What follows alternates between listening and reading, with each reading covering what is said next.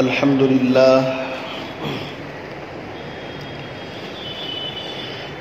لله رب العالمين والصلاة والسلام على سيد الأنبياء والمرسلين وعلى آله وأصحابه أجمعين أما بعد فقد قال الله تبارك وتعالى في القرآن المجيد والفرقان الحميد فأعوذ بالله من الشيطان الرجيم بسم الله الرحمن الرحيم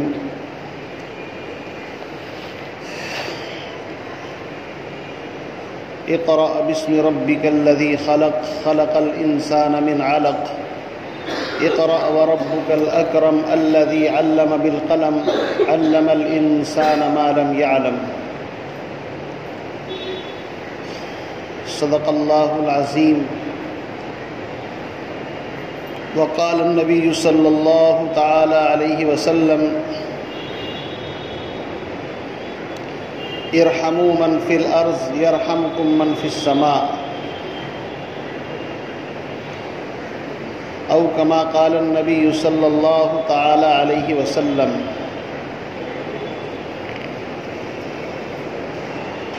واجب الاحترام بزرگوں، دوستوں، بھائیوں، اللہ رب العزت کا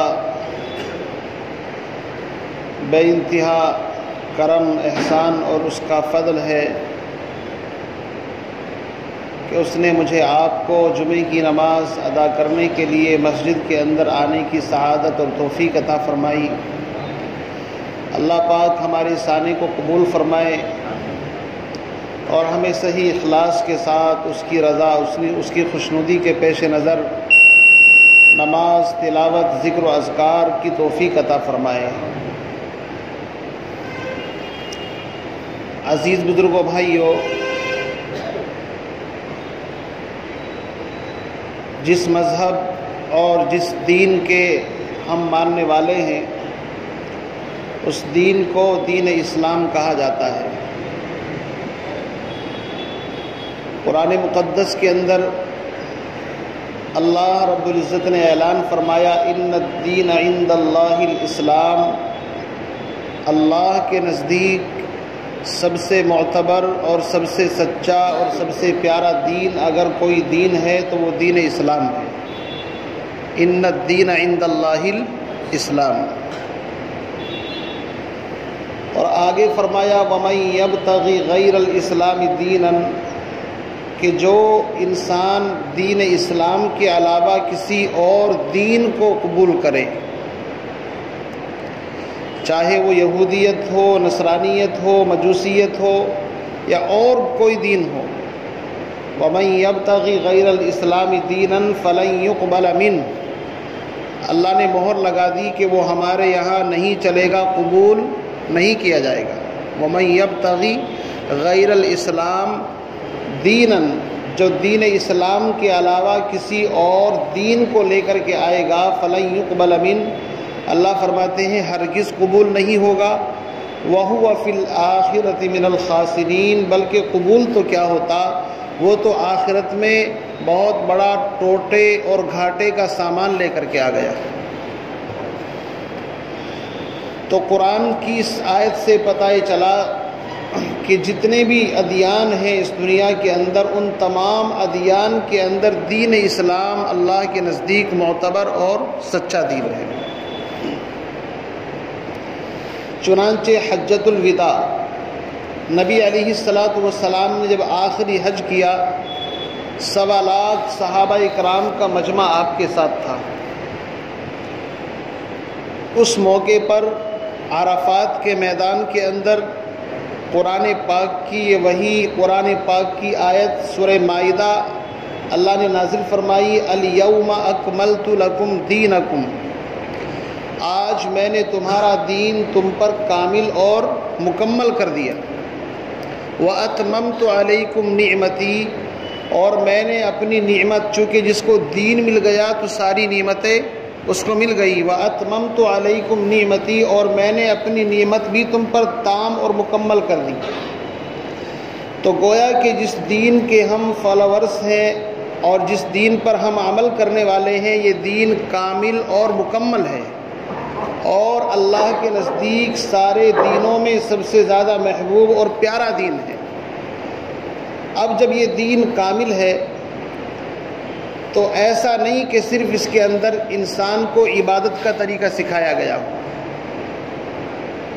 یا اس کے اندر صرف انسان کو تنہا چھوڑ دیا گیا ہو۔ دیکھو، ایک مذہب ہوتا ہے، ایک دین، دونوں کے فرق کو سمجھو۔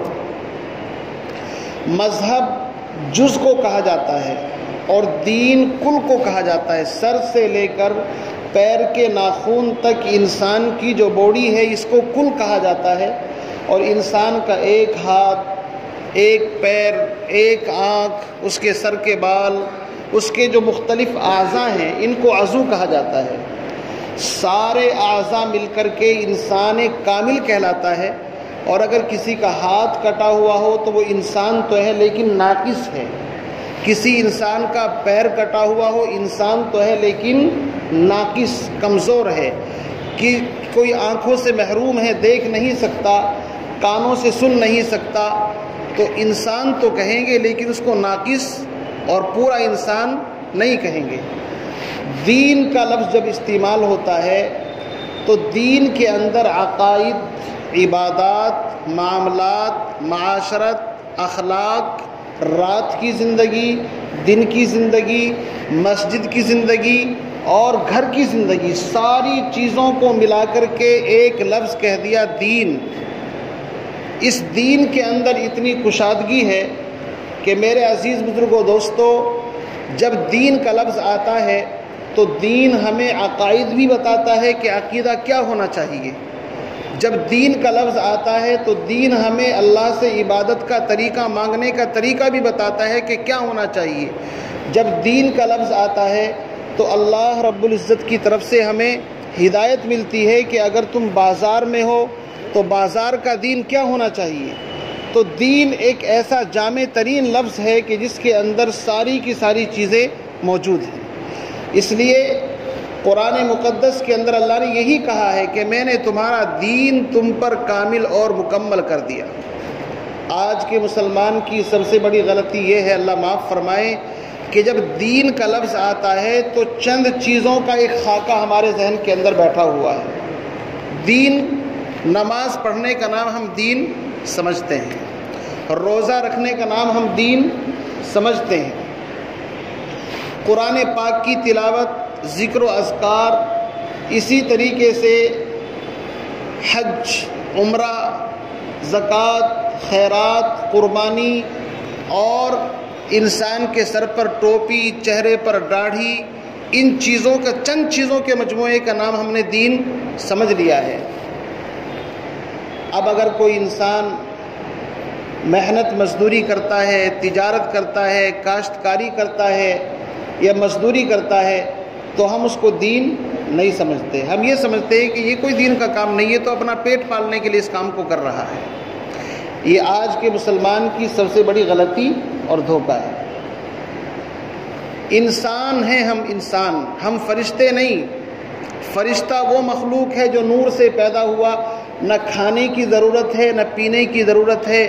اللہ رب العزت نے کسی کو ذکر کے اندر لگا دیا تو وہ ذکر کر رہا ہے قیامت تک۔ فرشتے کو کسی کو سجدے کی حالت میں پیدا کر دیا، وہ قیامت تک سجدے ہی کے اندر رہے گا۔ کسی کو رکوع کے اندر، کسی کو کھڑا، کسی کو جس کام پر لگا دیا وہ اپنا کام دے رہا ہے، اس سے نہ اس کو کہیں جانے کی ضرورت ہے، نہ فرشتوں کے بیوی ہیں نہ بچے ہیں، نہ ان کو پیٹ کی حاجت ہے۔ جب بیوی بچے نہیں تو کاروبار کی ضرورت نہیں، کھاتے پیتے نہیں تو کاروبار کی ضرورت ہے نہیں۔ لیکن انسان یہ عجب طرح کی مخلوق ہے۔ اللہ رب العزت نے دین اسلام کے اندر رہبانیت کی گنجائش نہیں دی ہے۔ رہبانیت بیوی کو چھوڑ دینا، شادی ہی نہ کرنا، بیوی سے، بچوں سے، کاروبار سے، دنیا کے انسانوں سے، تجارتوں سے، ملازمتوں سے، سب سے کٹ چھٹ کر کے انسان پہاڑوں میں اور غاروں کے اندر چلا جائے اور وہاں نمازیں پڑھے اور وہاں پر ذکر و اذکار کرے۔ اللہ رب العزت کو ایسی عبادت پسند نہیں ہے۔ بولتے رہا کرو تاکہ دل میں بات اتر جائے. جب تھوڑا میں بولوں گا تھوڑا آپ تو بات اندر پہنچے گی انشاءاللہ. قرآن مقدس کے اندر اللہ رب العزت نے اعلان کیا وَرَهْبَانِيَّةً ابْتَدَعُوهَا، اس رہبانیت کی بدعت کو نصارہ اور عیسائیوں نے اختیار کیا تھا. ہوا کیا، عیسیٰ علیہ السلام جب دنیا سے اللہ نے ان کو اٹھا لیا آسمانوں پر، تو ان کے جو حواری تھے، ان کے صحابہ، ان کے پاس اوریجنل انجیل تھی اور وہ صحیح ان کی تعلیمات پر عمل کرنا چاہتے تھے، لیکن وہ ایک مٹھی بھر جماعت تھی. ان کے مقابلے میں بنی اسرائیل کی بہت ساری ایسی جماعتیں تھیں جو ان کے اپوزٹ اور خلاف تھی. انہوں نے بادشاہ وقت کے کان بھرے کہ جس انجیل کو یہ پڑھتے ہیں اس کے اندر تو ہماری مذمت ہے، یا ہمارے طور طریقے کو پسند نہیں کرتے، اس لیے ان سے نپٹا جائے. تو کہتے ہیں کہ 3 جماعتیں اہل حق کی بنی. ایک جماعت تو وہ تھی جو طاقت کے ساتھ، مٹھی بھر تھے، کم تھے، لیکن اپنی طاقت کے ساتھ میدان کے اندر آئے اور اپنی جان کی بازی دے دی، لیکن حق سے پیچھے نہیں ہٹے. اللہ کے نبی نے فرمایا وہ بھی جنتی ہے. دوسری جماعت وہ تھی کہ جو اپنی مجلسوں میں، وعظ میں، تقریروں میں ان کے خلاف آواز اٹھاتے تھے، میدان کے اندر نہیں آئے، لیکن جب ان کو موقع ملتا تھا، یعنی کہ اس زمانے کا میڈیا، آج کا میڈیا تو مطلب اس کی شکل بدل گئی، یہ ممبر اور محراب ایک طریقے سے میڈیا ہی ہیں، آپ ان کو یہ سمجھیے، آواز کے پہنچانے کا ذریعہ. تو وہ اپنی مجلسوں کے اندر جو مٹھی بھر جماعت تھے، وہ صحیح انجیل پر عمل کرنے والے، وہ ان کی مخالفت کرتے تھے، ان کے خلاف آواز اٹھاتے تھے، یہاں تک کہ ان کے ساتھ بھی ان کا معرکہ ہوا اور ان کو بھی جانا پڑا دنیا سے. تیسری ایک جماعت وہ تھی جو بالکل کمزور درجے کی جماعت تھی، جو ان باطل پرستوں کا مقابلہ نہیں کر سکتے تھے، لیکن دل کے اندر ایمان تھا. انہوں نے ایک نیا راستہ اختیار کیا. انہوں نے ان سے کہا کہ دیکھو بھائی، ہم کو ہمارے حال پر چھوڑ دو، ہم تمہارے شہر سے، تمہارے ملک سے اور تمہارے صوبے سے باہر کہیں چلے جاتے ہیں، پہاڑوں میں، جنگلوں کے اندر، نہ تم کو کھانے کے لیے ستائیں گے، نہ پینے کے لیے، ہم تم سے بالکل الگ ہو جاتے ہیں. تو اس طریقے سے انہوں نے شروع کے اندر رہبانیت اختیار کی، پہاڑوں میں، جزیروں میں چلے گئے. اللہ رب العزت فرماتے ہیں کہ چلو، ہم نے اس رہبانیت کا ان کو حکم نہیں دیا تھا، خود انہوں نے اپنی مرضی سے اس رہبانیت کو چنا، لیکن چونکہ ان کی نیت اچھی تھی، اپنے ایمان پر چلنا، اپنے ایمان کو بچانا، تو ان کی اس نیت کی وجہ سے اللہ رب العزت نے اس کو پسند کیا. اب یہاں رک کر کے ایک بات ابھی ذہن کے اندر اللہ نے ڈالی تاکہ آپ کی سمجھ میں اور اچھی طرح بات آ جائے. یہ جو اصحاب کہف ہیں جن کا ذکر پارہ نمبر 15 کے اندر اللہ نے کیا ہے، یہ بھی اسی ٹائپ کے بندے تھے، چند نوجوان تھے. اور یہ بھی یاد رکھیے، یہ حضور علیہ السلام سے پہلے عیسیٰ علیہ السلام ہی کے امتی تھے. وہ لوگ بھی کس کے امتی تھے؟ عیسیٰ علیہ السلام کے امتی تھے. ان کے اندر اتنی طاقت تو نہیں تھی کہ بادشاہ وقت کا اور ظالم طاقت کا مقابلہ کر سکے. الگ الگ رہتے تھے. ایک پروگرام کے اندر سب کی ملاقات ہو گئی، 4 5 8 جو بھی تھے، وہ ساری قوم بت پرستی کے اندر، شرک کے اندر، کفر کے اندر ڈوبی ہوئی، لیکن چونکہ پکے ایمان والے تھے تو ان کا مزاج ان سے ملتا نہیں تھا. وہاں سے نکل کر کے سب ایک درخت کے نیچے بیٹھ گئے. آپس میں پھر ایک دوسرے سے بات نہیں کرنا چاہتا، چونکہ ہر آدمی ڈرتا ہے کہ کہیں یہ CBI کا آدمی نہ ہو، اپنی بات کو چھپا رہے ہیں. پھر کسی بندے نے بات شروع کی، ارے بھائی ہم یہاں کیوں بیٹھے ہیں؟ ساری قوم تو ناچ رہی ہے، گا رہی ہے، ہم یہاں کیوں آ کر کے بیٹھے ہیں؟ اس نے کہا پہلے تم بتاؤ کیوں بیٹھے ہو آ کر کے. اس نے کہا نہیں، پہلے تم بتاؤ. ہے نا، ایسا ہوتا ہے نا. انہوں نے کہا بھائی بتانا یہ ہے، میں بتاتا ہوں، کوئی ہمت والا ہوگا. اصل میں ان کے دین کو پسند نہیں کرتا. میں عیسیٰ علیہ السلام کے دین کے اندر بت پرستی اور شرک کی گنجائش نہیں پاتا، اور میرے اندر اتنی طاقت نہیں ہے کہ میں ان کا مقابلہ کر سکوں، اس لیے میں ان کے پروگرام میں شریک نہیں ہوتا. وہ سب کے سب کہنے لگے ہاتھ بڑھائیے جناب، ہم بھی اسی لیے یہاں پر آئے. تو ان کی ایک چھوٹی سی جماعت بن گئی. بادشاہ کو بھی کسی طریقے سے خبر ہو گئی کہ تیرے ملک کے اندر ایسے لوگ بھی ہیں جو تیری پالیسی کے خلاف چل رہے ہیں. تو ان کو طلب کیا گیا۔ بہرحال تو انہوں نے اپنے ایمان کا اس موقع پر کھل کر کے اظہار کیا۔ حالانکہ قرآن مجید اس بات کی اجازت دیتا ہے کہ اگر کسی کی جان پر بنی ہوئی ہو اور وہ اپنے ایمان کو چھپا لے اور کلمہ کفر کہہ لے تو اس کے ایمان میں کوئی فرق نہیں آتا۔ الا من، اللہ نے قرآن کے اندر اعلان کیا کہ دل کے اندر اگر ایمان ہے اور اس کو مجبور کیا گیا، بندوق کی نوک پر، تلوار کی نوک پر اس سے کلمہ کفر کہلوایا جا رہا ہے اور اس نے کوئی کلمہ کفر کہہ دیا تو اس کے ایمان پر کوئی فرق نہیں پڑے گا۔ لیکن جو اعلیٰ درجے کے ایمان والے ہوتے ہیں پھر وہ جان کی بازی لگا دیتے ہیں، جان کی پرواہ نہیں کرتے۔ انہوں نے کھل کر کے اپنے ایمان کا اظہار کیا اور کہا کہ ہم اس بت پرستی کے اندر بالکل بھی شریک نہیں ہو سکتے، ہم اس خالق اور مالک کی عبادت کرتے ہیں کہ جس نے آسمان اور زمین کو پیدا کیا۔ اب ظاہر بات ہے بالکل ہائی لائٹ ہو گئی، چند بندے پوری میڈیا کے سامنے سب کو پتہ لگ گیا ان کا ایمان اور ہے، ہمارا اور ہے۔ ان کے اندر اتنی طاقت نہیں تھی کہ وہ مقابلہ کر سکے، تو رہبانیت اس کو کہتے ہیں۔ انہوں نے جان بچانے کے لیے اور ایمان بچانے کے لیے وہاں سے نکل گئے اور نکل کر کے کسی پہاڑ کی کھو کے اندر جا کر کے چھپ گئے کہ کم سے کم یہاں پر رہیں گے سکون کے ساتھ۔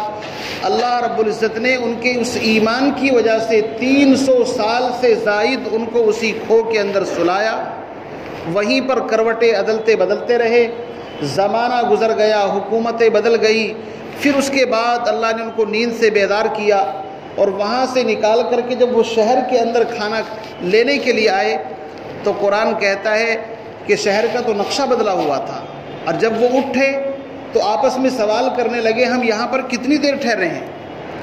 قالوا لبثنا یوما او بعض یوم، کہنے لگے بھائی ایک دن ٹھہرے ہوں گے یا ایک دن سے بھی کم۔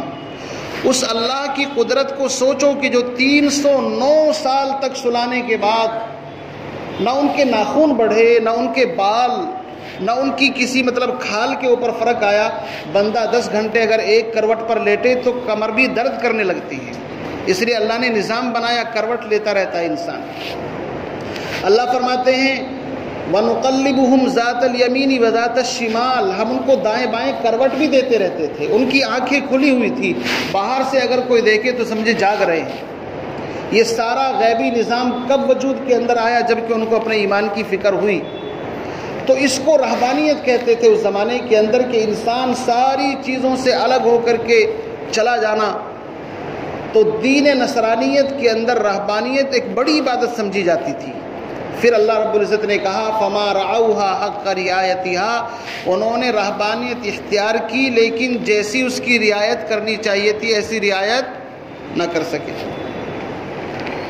اس لیے نبی علیہ الصلاۃ والسلام نے فرمایا لا رہبانیت فی الاسلام، اسلام میں رہبانیت کی گنجائش نہیں ہے۔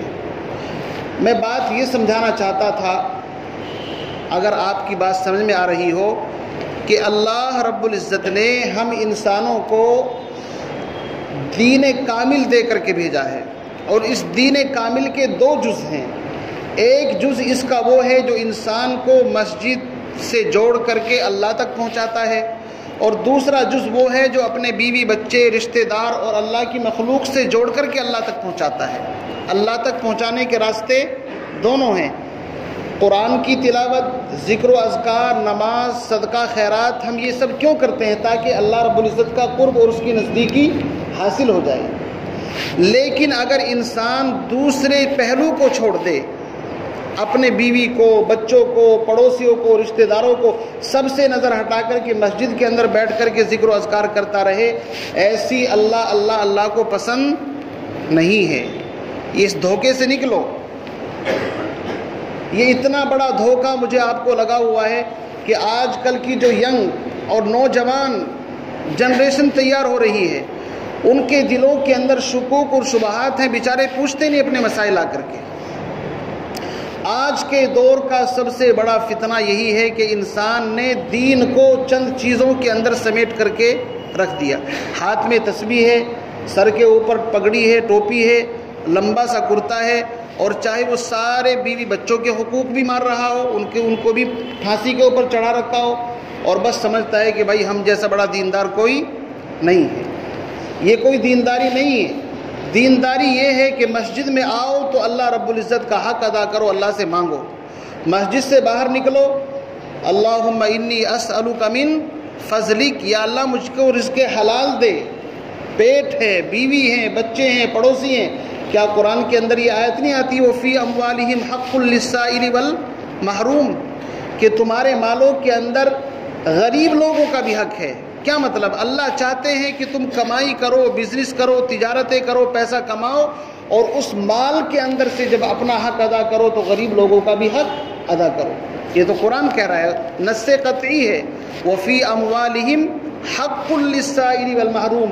ورنہ تو قرآن میں یہ آیت آنی نہیں چاہیے تھی. اللہ کہتے کہ بھائی اتنا کمانا ہی نہیں تم کو، بس اتنا کماؤ زیادہ سے زیادہ تمہارے اپنے پورے پٹ جائیں اور اس سے زیادہ کو چھوڑ دو. ایسا نہیں ہے میرے عزیز بزرگوں، دوستو. دین کو سمجھنا پڑے گا. معاف فرمانا، ہم میں سے ہر آدمی جس خول کے اندر پرورش پاتا ہے اسی خول کے اندر رہنے کو وہ دینداری سمجھتا ہے، اور اسی کے ارد گرد اس کو دین نظر آتا ہے. اس سے باہر وہ جھانک کر کے دیکھنا نہیں چاہتا. کتنے خول ہیں جس کے اندر ہم پل رہے ہیں.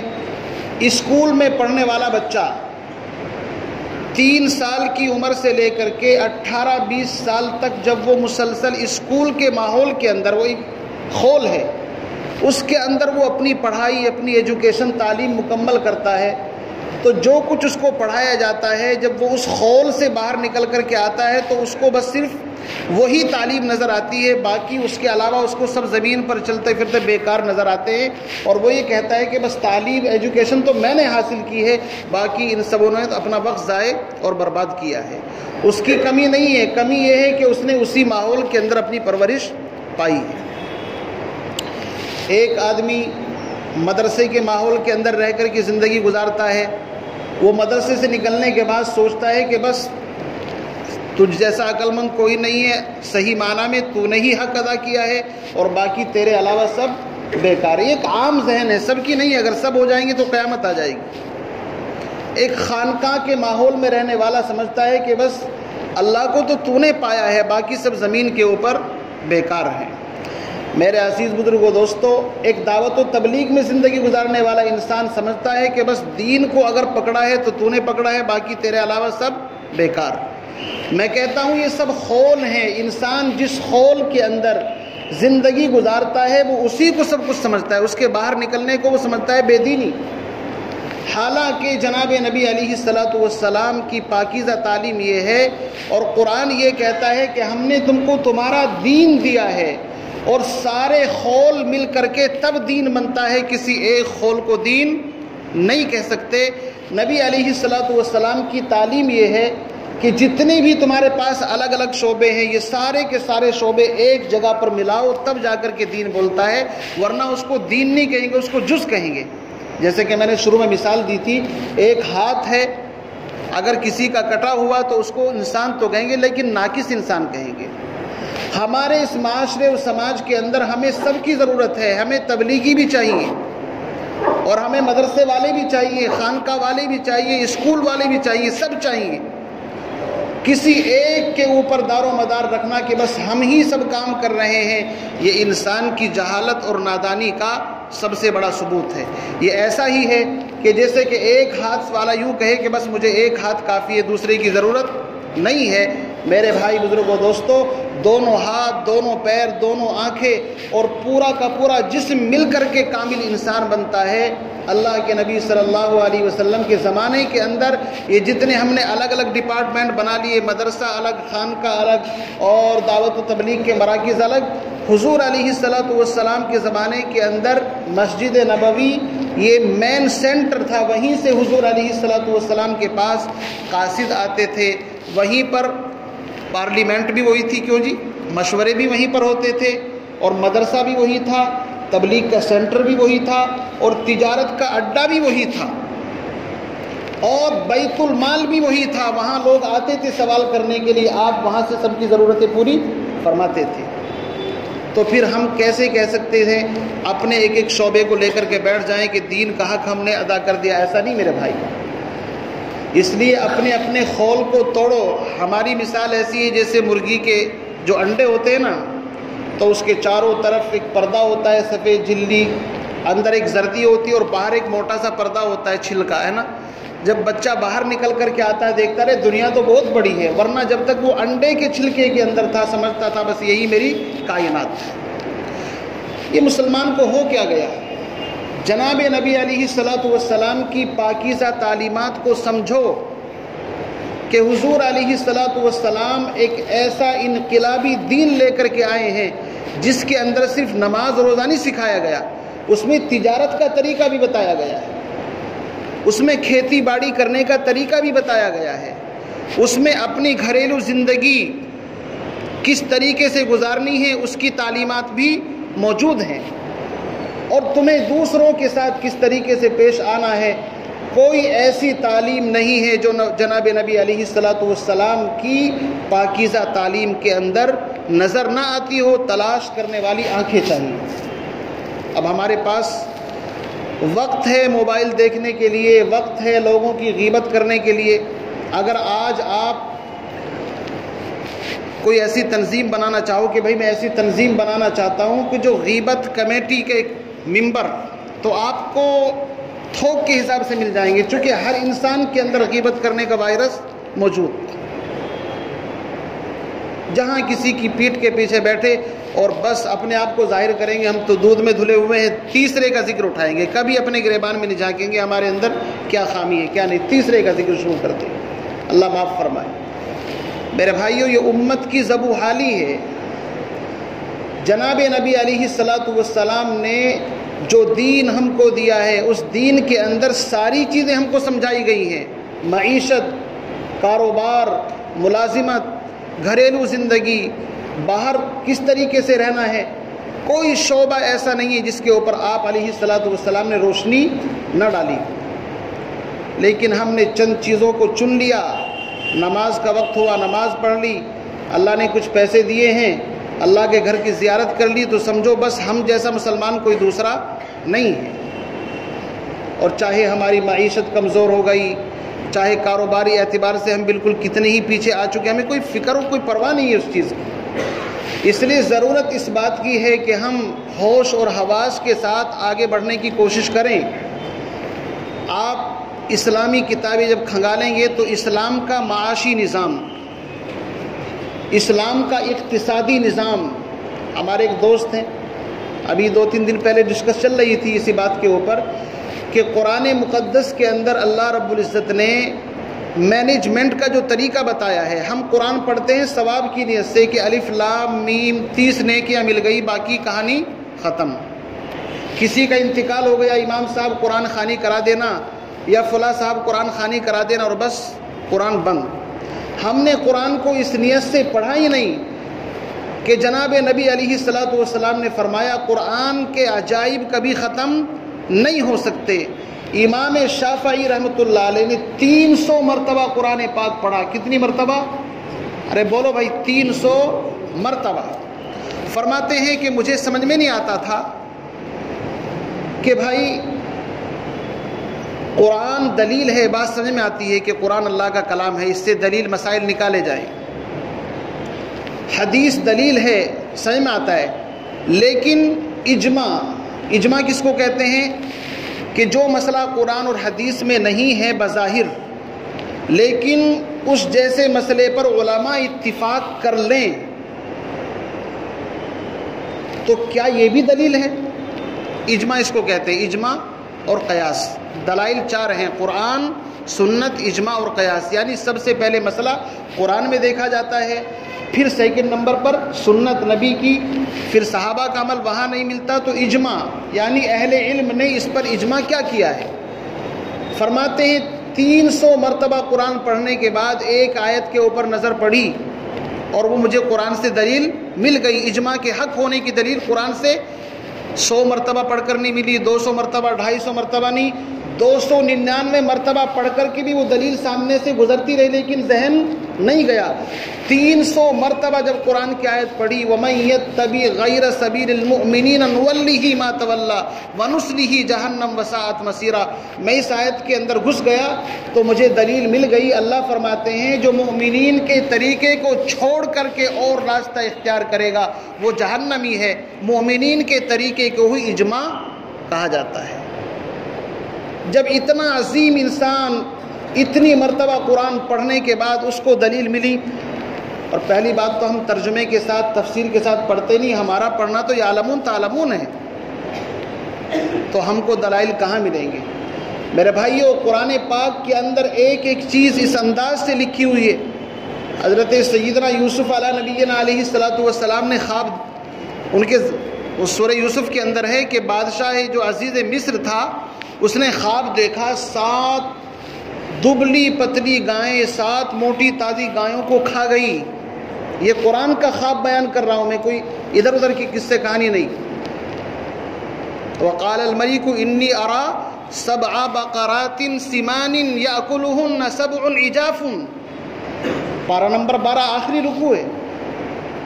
بادشاہ نے عجیب خواب دیکھا، 7 گائیں ہیں، دوسری گایوں کو کھا گئی. اٹھا، خواب سے بیدار ہوا، لوگوں سے پوچھا خواب کی تعبیر بتاؤ. تو جو بیچارے ان پڑھ ہوتے ہیں یہ تو کہتے نہیں کہ ہم کو پتہ نہیں. آج کا ایک سب سے بڑا مسئلہ یہ بھی ہے کہ آج ایک مولوی سے مسئلہ پوچھو تو لڑنے کے لیے آتا ہے. کیوں؟ یہ تو کہے گا نہیں مجھے پتہ نہیں، کہے گا تم شک کرتے ہو دین کے اندر، نعوذ باللہ یہ ہے وہ، 10 باتیں بتا کر کے اس کو خاموش. حالانکہ ضرورت اس بات کی ہے کہ ان نوجوانوں کو سوال کا جواب دیا جائے. آج سائنس ترقی کے اوپر ہے، ہر آدمی کو لاجیکل پوائنٹ چاہیے. تو ہم جیسے ہوں گے، انہوں نے کہا ازغاث و احلام، جناب آپ اپنا وقت کیوں ضائع کرتے ہیں، دن بھر مصروف رہتے ہیں، اس لیے ادھر ادھر کا کوئی خواب آپ کو نظر آ گیا، پریشان ہونے کی ضرورت نہیں. لیکن بادشاہ کو طلب ہوئی نہیں، خواب پوچھنا ہے، کچھ نہ کچھ مقصد ہے. تو یوسف علیہ السلام اس سے پہلے تعبیر بتا چکے تھے. 2 بندے تھے جنہوں نے اپنا اپنا خواب بتایا تھا نا کہ میں مطلب وہ نچوڑ رہا ہوں اور میرے سر کے اوپر روٹیوں کا ٹوکرا ہے، یہ ہے وہ ہے. ان کی تعبیر بالکل فٹ بیٹھی تھی. اور یوسف علیہ السلام نے کہا تھا یہاں سے جانے کے بعد بادشاہ سے ہمارا ذکر کرنا، خام خام کو یہاں پر ڈال رکھا ہے، ذرا سوچے. اب وہ باہر نکل کر کے خواب بھی بھول گئے اور یوسف علیہ السلام کا ذکر بھی بھول گئے. جب بادشاہ کی طرف سے یہ اعلان ہوا کہ ہمارے خواب کی تعبیر بتائی جائے تو اس بندے کو یاد آیا کہ سب سے قیمتی آدمی تو جیل کے اندر پڑا ہوا ہے جو بہترین تعبیر بتاتا ہے. تو اپنے مقصد کے لیے تو انسان جانتے ہیں گدھے کو بھی باپ بناتا ہے. تو بھاگ کر کے دوڑ کر کے گئے یوسف علیہ السلام کی. یوسف ایھا الصدیق افتنا فی 7 بقرات. اے یوسف تو میرا عزیز ہے، میرا بھائی ہے، یہ خواب دیکھا ہے، ذرا تعبیر بتاؤ. یوسف علیہ السلام کہنے لگے جا کر کے یہاں سے تو بھول گیا تھا، اب مجبوری آئی تو میرے پاس آیا ہے. خواب کی تعبیر بتائی جائے گی، لیکن سب سے پہلے ہمارے یہاں سے نکلنے کا انتظام کرو اور بادشاہ سے جا کر کے کہو تعبیر تب بتائیں گے، پہلے جس جرم کے اندر جیل کے اندر ڈالا ہے اس کا دودھ اور پانی کا پانی پہلے ہونا چاہیے. چونکہ الزام لگا ہے ان کے کریکٹر کے اوپر، نبی ہے اور نبی پاک دامن ہوتا ہے. اب جب اپنا مقصد ہوتا ہے تو آپ کو پتہ ہے فائل فٹافٹ آگے کی طرف منتقل ہوتی ہے نا، اور مقصد نہ ہو تو پڑی رہتی ہیں دفتروں کے اندر. بادشاہ کو بھی بڑی ٹینشن تھی. بادشاہ نے کہا فٹافٹ بھائی جلدی لاؤ، وہ عورتیں کہاں ہیں جنہوں نے الزام لگایا تھا. بہرحال میں اس میں جانا نہیں چاہتا. میں اصل جو پوائنٹ آپ کو بتانا چاہتا ہوں وہ یہ ہے کہ یوسف علیہ السلام کو باہر نکالا گیا، ان کی پاک دامنی ظاہر ہو گئی.